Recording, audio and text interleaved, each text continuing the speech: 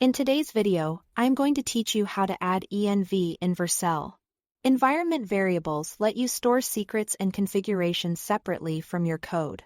So you can manage settings safely and consistently across environments without hard-coding sensitive values. First, open your Vercel dashboard and sign in. From the projects list, click the project you want to configure. You'll land on the project overview. At the top, select the Settings tab. On the left-hand sidebar, choose Environment Variables. This page is your centralized place for adding, editing, and organizing the keys and values your app needs during builds and at runtime. To add a variable, use the field labeled key and type the exact name your code expects. For example, database_URL. Stick to uppercase letters and underscores and avoid spaces or quotation marks. In the value field, paste the secret value or a PI key. Be careful not to include extra spaces or line breaks when copying. Treat this value like a password and never commit it to your repository. Next, choose where this variable should be available. Select production if the value should be used by your live site.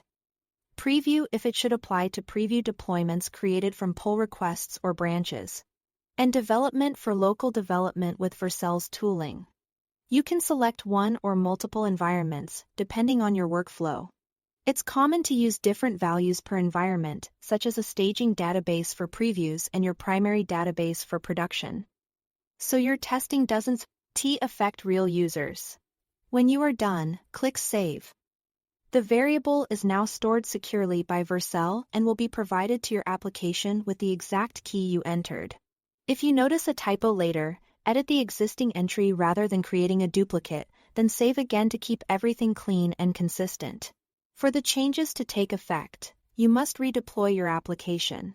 Environment variables are injected during the build process, so a new deployment ensures your app picks up the latest values. If the variable is used at build time, a fresh build is essential for your code to see it. If it's used at runtime, redeploying still guarantees a consistent environment across your services. A few best practices as you work. Keep names descriptive so teammates understand each variable's purpose. Rotate sensitive values periodically. And remove variables you no longer need. Also, avoid logging secrets to prevent exposure in application logs. That's it. Thanks for watching.